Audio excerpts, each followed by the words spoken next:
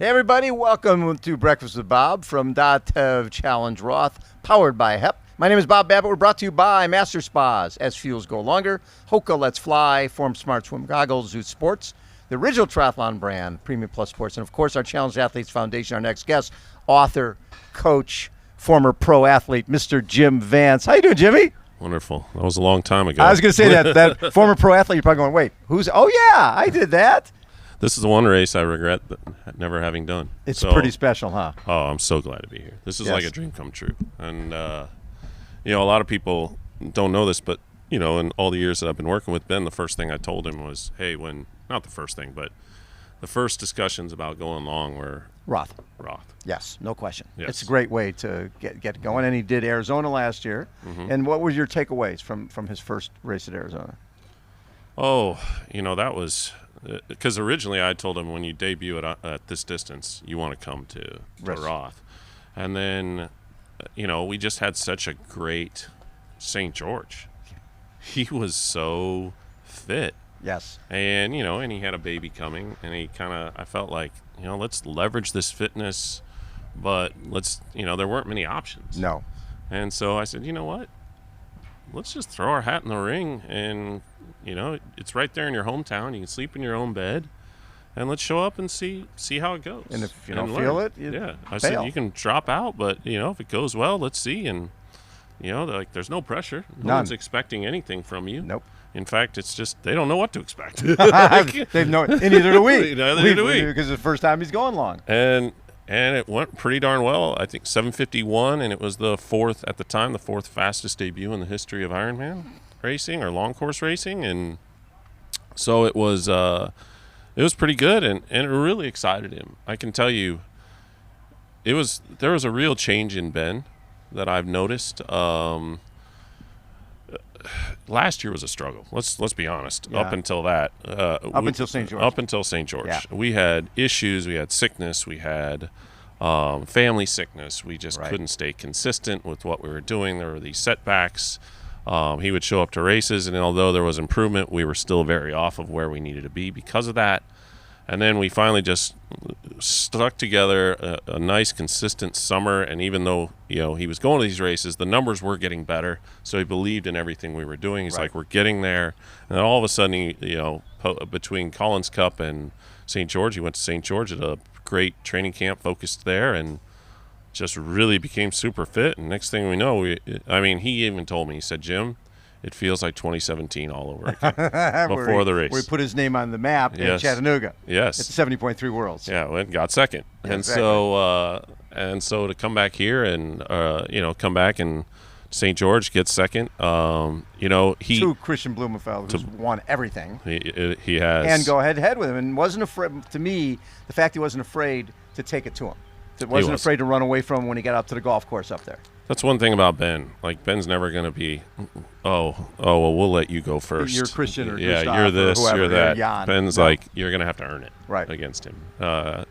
It's just, that's racing. Well, he's raced forever. Yes. So he's raced against Brownlees and everybody else. Everybody. Yeah. Yeah.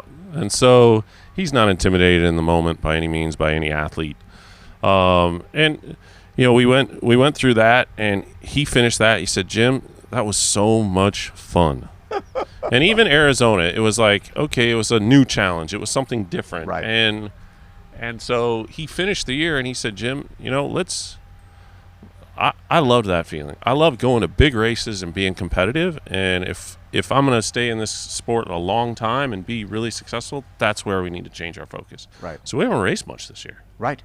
He's like, Jim, I only want to focus on the big ones. So we skipped Clash Miami. Right. So we could do Oceanside. He did Oceanside because number one, it's big, competitive. It kicks off. Lives there. Yeah, he's got a house there, a condo. So made sense. And then of course Ibiza.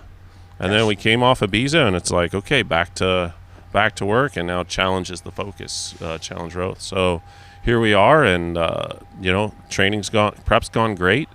And people ask me, well, what do you think? What do you think? He's absolutely capable of a podium position here. No question. We just have no idea what spot that'll be, or he could just finish off it. Right. This field is amazing. this is a world championship quality race. Yes. In No every question. aspect from fan support, it's better. And the community embracing it, it's better.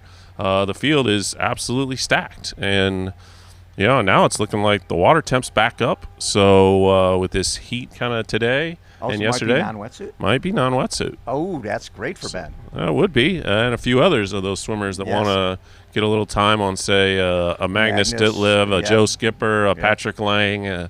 But we'll see. It's a canal, so they can affect the temperature a little bit with water flow. So we'll see.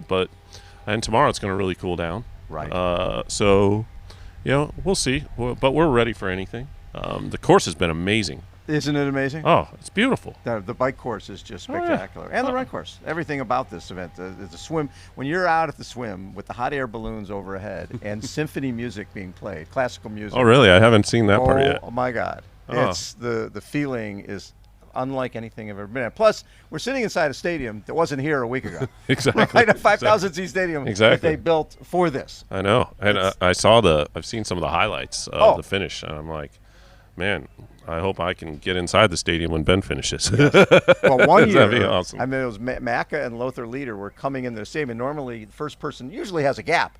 So they have little balloon kids who run in, and these guys are side by side, and the balloon kids are like about to step out, and they're like, oh, we better wait. It was like a sprint finish around this little stadium. It was pretty crazy. Yeah, that's what I know about the history of this race. I got to meet Felix, the race director, and by the way, they've been wonderful hosts. He and Belinda, what they do here is just awesome. I'm so glad we came. It's a family, It really is. It's Felix and Catherine and their mom and dad started the event. This is mom and pop compared to the big corporate world that's out there. This is a mom and pop event that this is every person in this couple 100-mile area is volunteering out here or spectating. It feels like it. It's crazy. We had at our homestay. It's Ben and I, and then it's Bradley Wiggins and his wife and little 1-year-old daughter, and then it's the Luke Bauer family. Wonderful people, so nice. They bring the neighbor comes over, and she comes over with 2 books of pictures of the last few years, hosting Chris McDonald and James Kunema and all these people, and her kids growing up in it, and how they knew and how they came back, and so it's like when you leave here, I can already tell you're going to be close with these people. They'll be coming to the States, and you'll be seeing them in the States. No, it's a very unique situation, and the racing is spectacular. I can't wait to come back already. Wait, you're gonna get the Speedo out and they're gonna get back racing again? I like it. No, it's a lot nicer just having a horse in the race and getting to enjoy the rest of this. So what will Ben's season look like after this? We're gonna recover. He's not gonna race in July. Yep. We're gonna do some heat prep and is he gonna go Singapore? And we're gonna go Milwaukee, Singapore, Finland. Nice. So it's gonna be a busy August. Right. But that's the thing. So we've had our blocks of training, and this is it's been good. We were able to kind of focus on some shorter stuff, get him prepared for Ibiza and things, and then kind of get that next jump in volume and things with this. And for this race, we'll recover from this, and then it's basically just try and sharpen for a whole August of racing and travel. Right. That's really what it is. What's fascinating to me with Ben, for a young guy, he's always been so patient. Right. I mean, maybe you see it from a different perspective, but when you have a year like last year where the training is there, but the performances aren't where he knows they should be, and then it finally hits in St. George. You have that race that is there. Staying patient for both of you. How hard is that? Oh, Ben's so mature. Yes, always has been. Always. He doesn't really train on emotion, which is great. Yeah. I think that's one of the reasons why we've been together. This is our 7th year together. Nice. And that's one of the reasons why even when, things were kind of down, we were able to have honest discussions and say, hey, we're disconnected. And we were just very honest. Well, hey, here's the decisions we made. They sucked. Let's fix it. But you base those decisions on together. Stats that you had at the time. Yes, and we did it together. So there's no finger pointing. No, you have to realize too. Ben was in a very unique position where he's coming out of the the World Triathlon, right? Where he hasn't controlled his schedule. Right. He's been having to try and chase or maybe show up here, get on points, a plane. Do I get a start? Yes, all that. And so so now, last year was kind of our first year where we actually controlled the schedule. That's so right. we wanted to do wholesale changes. Yes. And we got away from what actually worked. And then, and like I say, the sickness really threw a lot. His wife ended up in the hospital pregnant, and he hadn't told anybody she was pregnant because that's how sick she was. Wow. Stressors like that. In fact, at one point, I just had to tell Ben, your family needs you right now. Training doesn't matter. Just go support your family. You got a wife with COVID. You got a kid with COVID. They can't, or it was timed off. Where one to the other, and so it was just there was so much going on, and it was tough. Right. But he rebounded, came back, had a career type year. Yes. To finish, and I really think it's awesome. Going back to Felix and Belinda, they were thrilled when we contacted them and said, "Hey, Ben wants to come." Well, we come talked here. about this. Yes, we talked about this a while ago. I'm like, dude, because they want Americans. They yeah. want a big American. They want that American market, Yes. and hopefully, we're giving people reason to tune in and Absolutely. watch. And I know it's going to be late for some people over there, but heck, it's worth staying up and watching. It's going to be exciting. It's and gonna be great. Here's one thing Americans will always know about Ben. He's always in the race. Always. From the start. Yep. He's gonna play a role. He's gonna be up there. He's gonna give us all something to cheer about. And I'm so excited to be here and watch this. It's gonna be awesome. You gonna be all over the course? I think I actually have to go be on the broadcast with Jan and Melinda for a little bit. Yeah. So early on out of the water, I'll probably give them some time checks to certain individuals and things, and then maybe on the course at one spot or something. Yes. But then I'll try and You got to get the solar. Yeah, You got to get the solar. I hear that. Oh, I my wrote God. it. It's funny.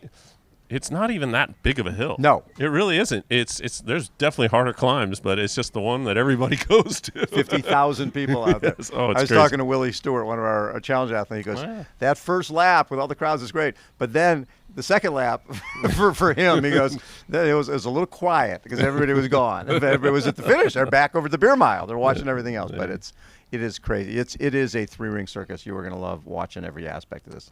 I hope Ben's so. going to have a blast. If Ben gives us something to especially cheer about too, which I think he will. This course is tough enough on the bike that, in fact, when I got here, I thought this would be a lot flatter. Everybody goes so fast here. Yeah, it's a competition. Oh man, it is. It must be. And I hear the road surface and things. Beautiful. Which I can see, but man, it's not a pushover of a course by any means. No, in the run, the hills are late. Like, you know what? You think, okay, this is just because you see what these guys, you see Chrissy going 8:18:13, and you're going, what the heck? True story. The other day we did a little hills and tempo workout, just kind of this race week to sharpen him and things. And we go out and we start the course. We're like, hey, we haven't seen this far part of the course, only the canal, so let's go see it. And I start him, and I realize, and he's like, Jim, this sucks. This is not going and of course it's the taper. You're not feeling that good. And I realized, we started uphill. That probably wasn't a very smart way.